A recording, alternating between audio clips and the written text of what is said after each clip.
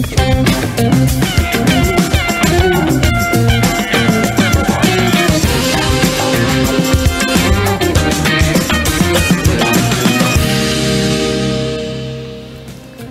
and good evening, I'm Melisa Idris. And I'm Sharaad Kuttan. You're watching Consider This, the show where we want you to consider and then reconsider what you know of the news of the day. Prime Minister Tan Sri Muhyiddin Yassin has just a couple of hours ago announced that Putrajaya will be extending the Recovery Movement Control Order until the 31st of December. I think that was widely expected, don't you think, Sharaad, that that the RMCO was going to be extended? But 31st December, that means the whole most of 2020 has been under some form of a movement control order. Yeah, and I think that seems to be the wisdom of the times, that in fact, instead of thinking of the response to the pandemic as a switch on or off, it's going to have to be a dial down or dial up in terms of these restrictions, and that there's going to have to be more surgical responses to the pandemic where it happens, the localities where there might be an enhanced MCO to deal with outbreaks. That seems to be the thing. We talked to Dr. Christopher Lee only recently, and he too mentioned that a general lockdown is very unlikely. Right. Okay.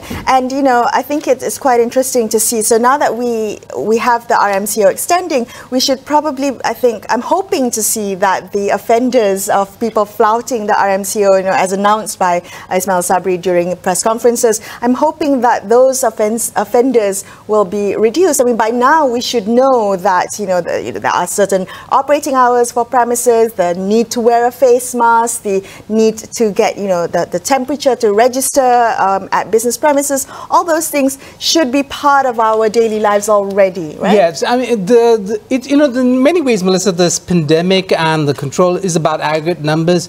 It's about getting a level of compliance in order to slow the spread of the disease. So compliance is very important, and a certain level of compliance is necessary. The question is, and this was also mentioned by the Prime Minister today, the issue of enhancing fines or the punitive dimension of the MCO, the RMCO. And I think the jury is still out on that because if you remember recently the Director General of Health saying that the fine should be 10,000 ringgit. Right. Now it wasn't clear whether he was talking about the upper limit of the fine or just the first fine that you might get if you are in violation. So a lot of conversations around whether this kind of heavy-handed fines were better, is really necessary to get the level of compliance. And not just the quantum of the fine, right? But to make sure that, that there is, I guess, application across the board, that there is no selective prosecution when it comes to ensuring that this is done across the board, regardless of who is contravenes the RMCO. Yeah, and I think that issue, again, perhaps, continues to bedevil the government's own attempt to sound like it's being, it's enforcing these rules in an even-handed manner because of the specific case that the former, not the former, because he's refused to resign, the minister. Well, he says he's done nothing wrong, right? Absolutely, he made an error and without doing anything wrong. Endless chatter around the question of whether his response to the public criticism is excessive or otherwise. Right. I wonder also whether the question of enough face masks have been resolved, whether we have ensured that given this mandatory rule that across the board people have access to face masks, that they're affordable, that this is not a burden on what will be tough economic times going forward. Yeah, I understand the Prime Minister made reference to that as well, the reduction in the cost of those face masks. All right, in other news, we have the head of UMNO's Advisory Board, Tengku Razali Hamzah. He has urged MPs from UMNO to quit their cabinet posts, and this is because of Bersatu's proposal to accept non-Malays as members. So KULI claims that Bersatu's decision means that it is no longer qualified to be in a Malay-Muslim pact supported by MUAFAKAT Nasional. So if I may quote him, he said, UMNO has never joined Perikatan Nasional, and we only gave our support to form the government in the interest of the country's political stability. With the changes in Bersatu, it is now appropriate for UMNO leaders in the cabinet to withdraw from the government End of quote. Yeah, so again, we keep coming back to the question of the stability of the various coalitions that are emerging. And in this case, Tunku Razali, of course, a veteran UMNO leader, but only in an advisory position. Melissa, I believe that UMNO's information chief has already responded to that, pushing back on the sedition by Tunku Razali. There seems to be we know multiple coalitions, and today we're going to be talking about the Slim by-election and how well those coalitions, the new coalitions, are functioning. And that, I think, again, there's a lot of noise around this. MUAFAKAT Nasional, Barisan Nasional, Perikatan Nasional, all of them, and then of course their partners in Sabah and Sarawak. So that fluidity, I guess, still in the mix. And you know how we spoke yesterday about MIC not withdrawing their application to formally join Perikatan Nasional. We have UMNO Vice President Khalid Nordin, who was also former Johor Menteri Besar. He congratulated MIC today for the decision not to participate in the registration of the PN coalition. In fact, he said that the PN coalition originates from Bersatu. So when Bersatu decided to open up its membership to all races, then it really means, to quote him, he said that MIC is not relevant. Yeah, it's interesting because even if you look at the old Barisan Nasional, there were multiracial parties within. They weren't all pure play kind of race-based parties like Gerakan, for instance. But of course, I guess what is raised is the question of competition relevance of those various component parties. Are they competitors or are they partners? Maybe it's like an open marriage. We don't know what I really don't understand the terms of this particular marriage. There's multiple coalitions having polyamory, I think, Melissa. Polyamory, promiscuity. I don't know what you call it, but it's clearly, if it leaves everybody with a smile on their face, it's a marriage that's working. Well, it depends on what the agreement is up front. Okay, we're going to take a quick break, but after this, we'll be looking at the three-cornered fights in Slim, and the by-election is happening tomorrow. So stay tuned to Consider This.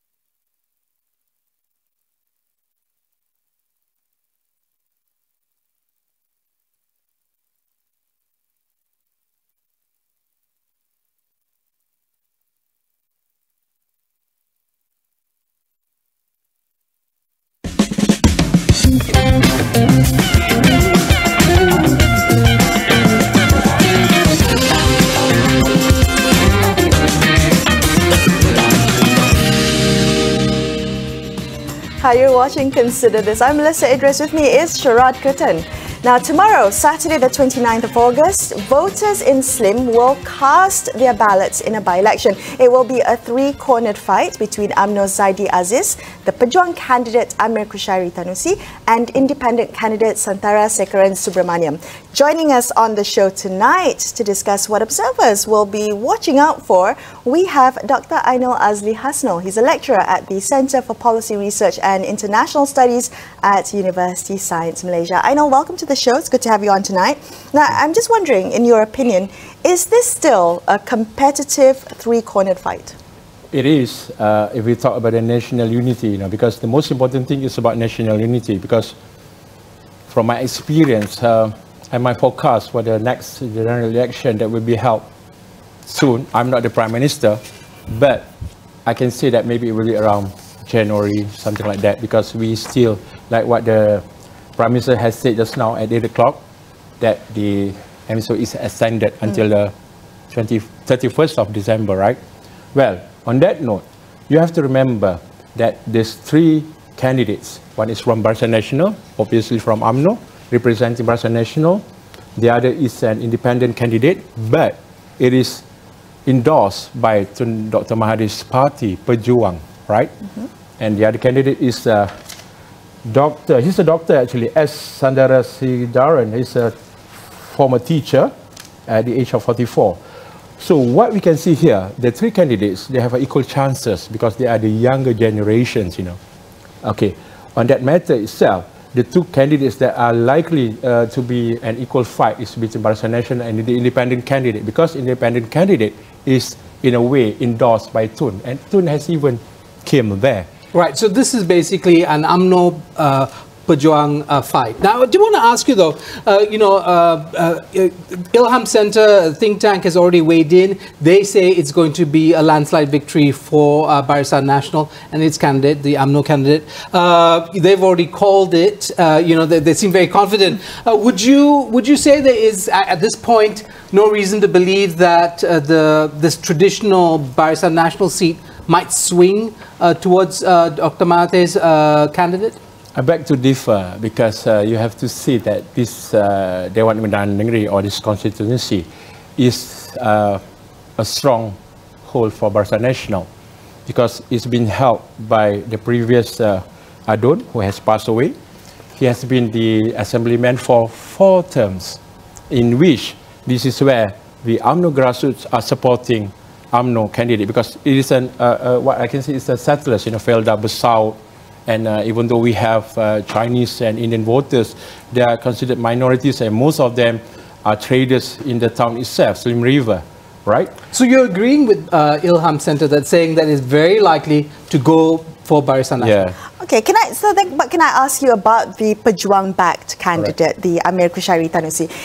If he can, keep his deposit, if he can at least, retain the vote share that was achieved by Pakatan Harapan in 2018, would you consider that a victory for Pejuang? You have to remember, 2018 is basically is represented, or if I may say, the Malay party, that is Parti Pribumi Bersatu Malaysia, and Pejuang is like a stillborn baby.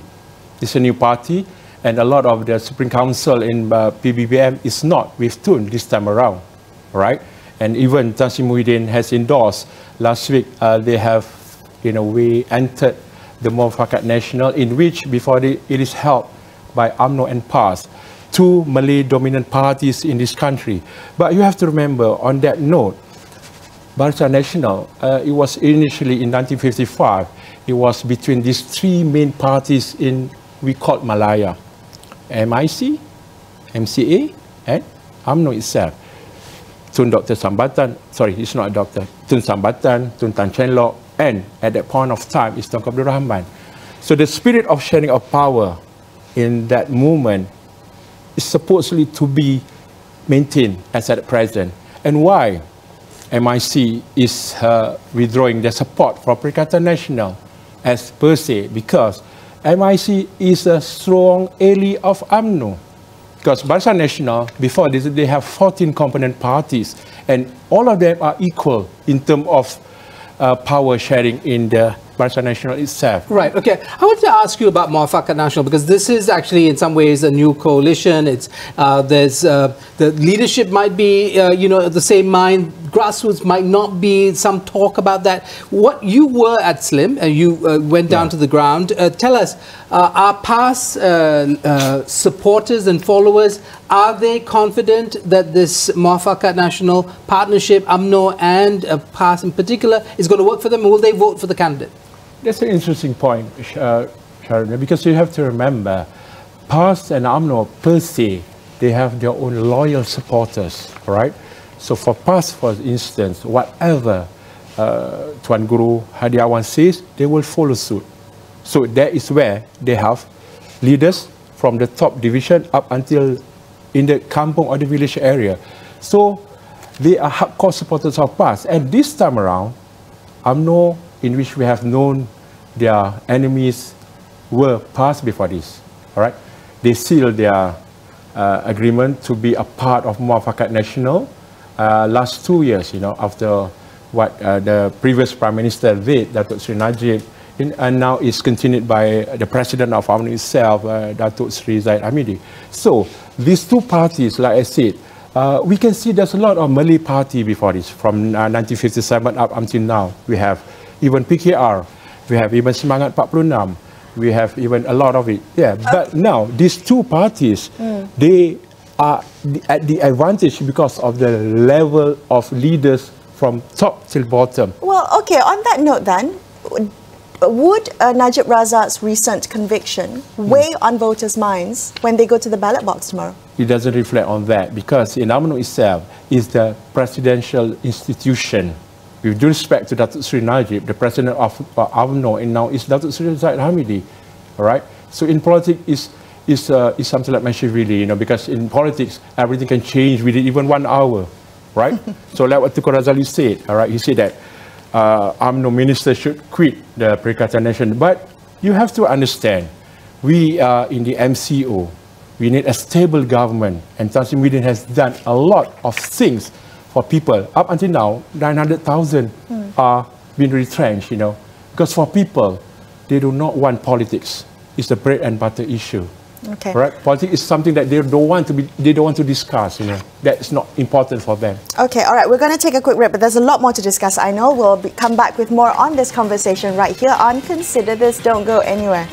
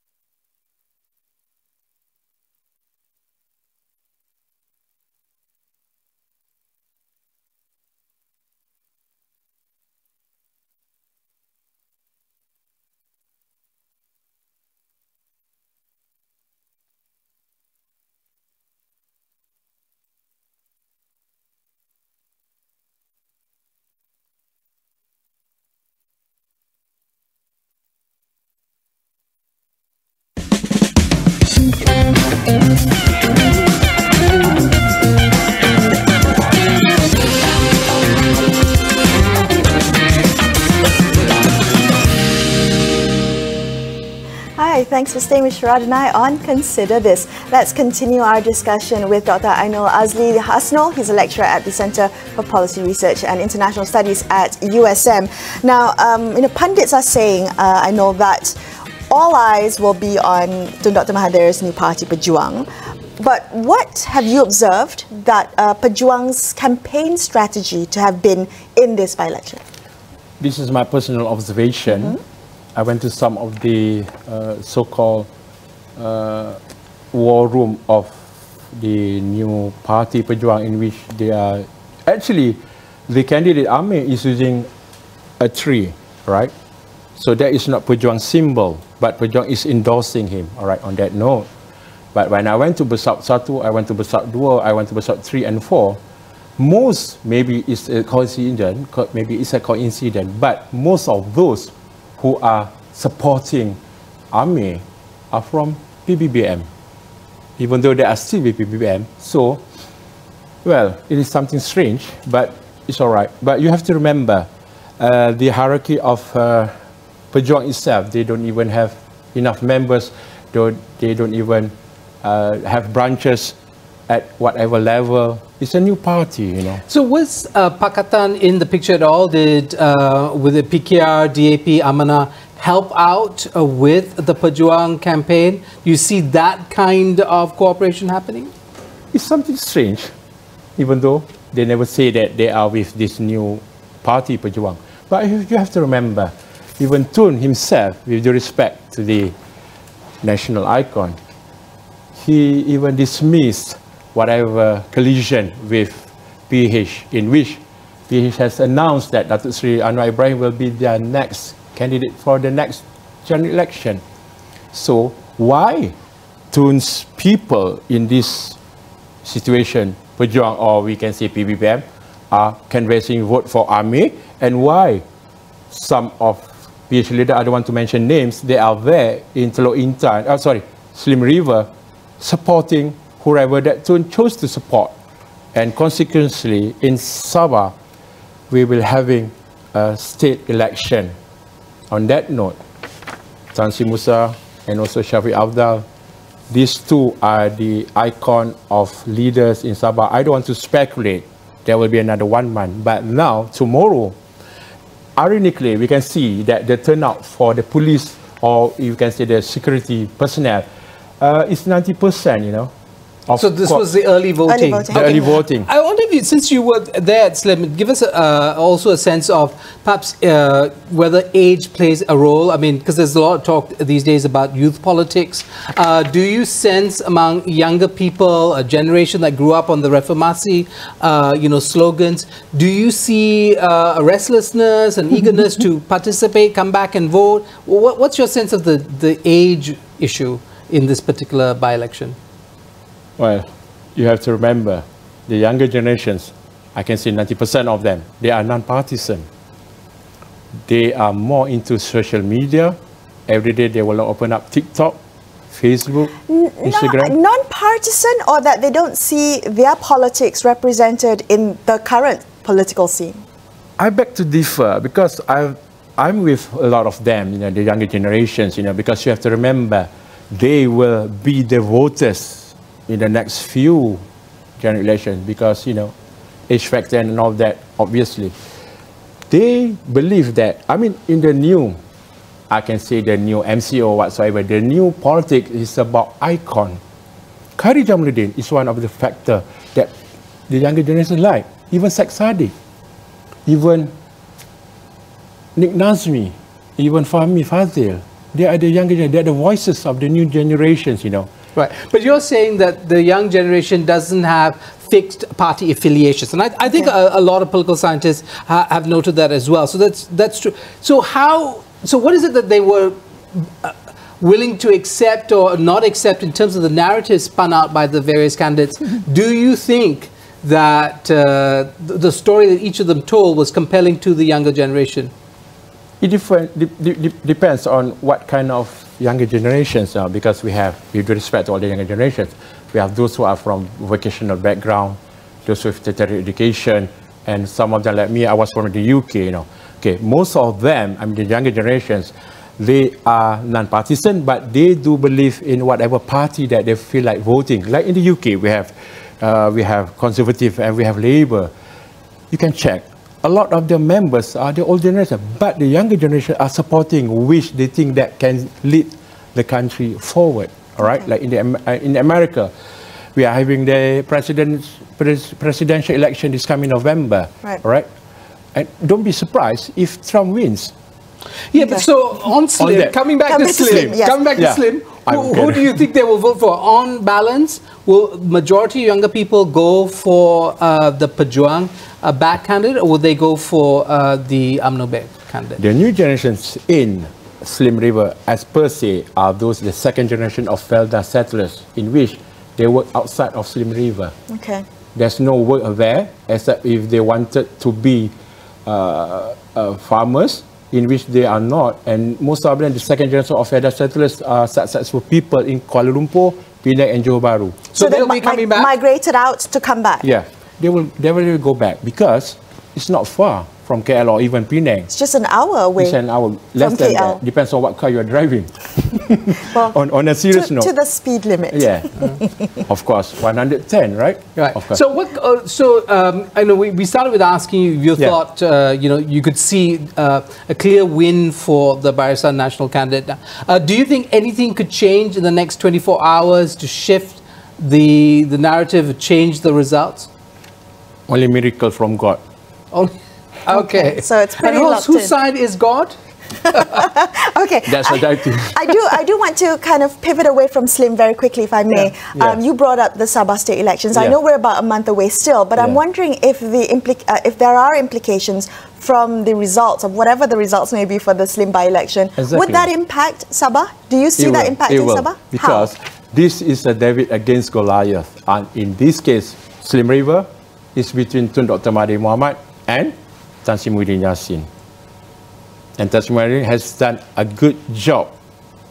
He did not even mention about politics since he took the oath as the Prime Minister, the 8th Prime Minister, on the 1st of March. Like I said, the new generation, even the older generation, they are more into bread and butter issues. And this is where the MUAFAKAT Nasional has delivered. Even though Pakatan Harapan people are doing whatever they are doing with all those drama and all that, like I said, only miracle if the independent candidate wins. Okay, so if Barisan Nasional wins, what is the impact for Sabah? Obviously, whatever translated into Slim River, it will be something big in Sabah, because Sabah itself are people without infrastructure. It's a hilly area.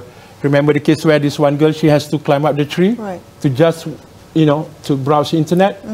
So Sabah and Sabah, I consider myself a Sabahan because I was in Sabah for 3 years when I went in school, you know. The most important is infrastructure. For example, Membakut is the border to Labuan. During the Barisan Nasional era, that was before 2018, there was a blueprint in which there will be a bridge. Unfortunately, the 22 months of Pakatan Harapan, it did not materialize, right? And Saban people, they need infrastructure because Kuching, Kota Kinabalu is very near to Kalimantan. Kalimantan is the new Jakarta. Kalimantan or per se, Borneo will be developed, and Sabah and Sarawakian, they do not want to miss the boat. And I would like to add, yesterday, Duterte said that they wanted Sabah. Right. All right, that is an international issue, right? So, well, we're going to keep an eye on Sabah, but for now, Slim is happening tomorrow, and you can get all the coverage on AWANI. We'll be bringing you the latest. But that's all the time we have for you on this episode of Consider This. Thank you so much to our guest, Ainul, for being on the show. I'm Melisa Idris. And I'm Sharaad Kuttan, signing off for the evening. Thank you so much for watching, folks, and good night.